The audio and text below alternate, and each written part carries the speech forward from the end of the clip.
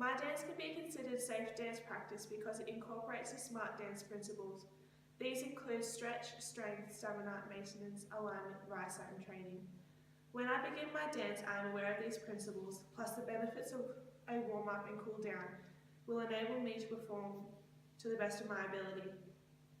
I will relate these principles to my dance and would like to demonstrate as I go through them. Stretch is the process of lengthening and elongating the muscle fibres to increase your range of motion. Stretching can prevent injury, so they maintain this increased length, but it can cause injury when done poorly. It is important to be stretched before performing this movement of my piece.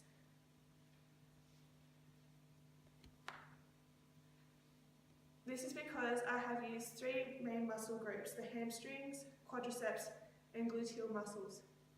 To perform this movement, I have to push with the gluteal muscles and hamstrings to fling my leg to its highest point. So with this knowledge, I have to stretch these three muscle groups so I don't push my body to its limits and beyond. I also have to maintain these stretches because of my flexibility in my hamstring and gluteal muscles. Strength is the quality or state of being physically strong. Strength is important to a dancer because we need the muscular strength so we can perform certain movements such as lifts and large jumps, similar to the ones I perform in my piece. Stretch is related to strength because when we stretch, we strengthen our muscles so we can kick higher and be more flexible. In my dance, I use the strength of my body to hold a plank position into a push-up, then into a press down.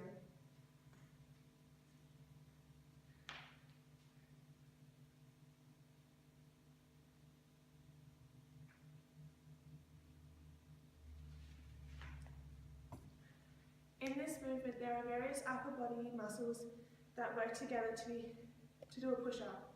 They are the pectorals, major, deltoids, tricep, brachii, sartorius, anterior, and abdominal muscles.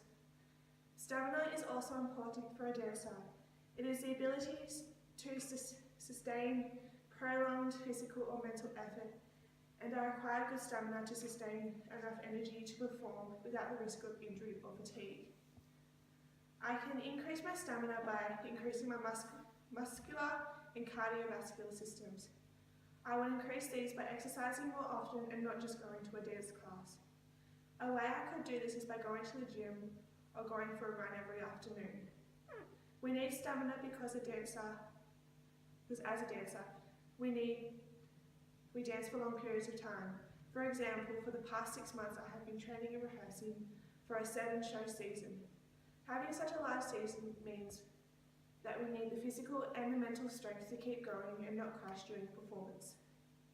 Maintenance is important for the total well-being of a dancer. When I think of maintenance, I can see that my diet, my rest, and my relaxation and the maintenance of my body before and after class. Alignment is one of the most important aspects of safe dance. Good alignment enables a dancer to move through space using the muscular and skeletal systems efficiently. Alignment refers to the placement of bones in such way that increases physiological effectiveness and health. Depending on the dance genre, the alignment can vary according to its specific aesthetic goals. My dance is based on this principle and will now demonstrate the movement in which alignment is needed to perform this movement correctly.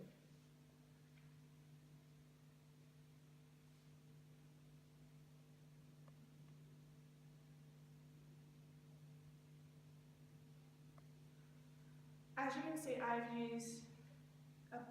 applied good alignment by ensuring that I engage my core strength. To increase core strength, we need to be able to build on our abdominal muscles. This can be done by doing sit-ups. Also in a tabletop, we need to make sure that our back is flat and align with our hips, knee and foot.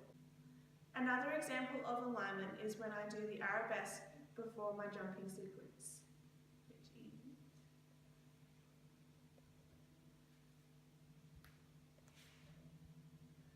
In this position, we need to make sure that our shoulders are square, our leg is at hip height and 90 degrees, and with our shoulders we pull up to counterbalance our weight when we're on one leg. RICE refers to the way we treat injuries as soon as injury has occurred. RICE stands for rest, ice, compression, elevation, and referral. Training refers to what we do in class and how we apply this to our bodies and what its limitations are.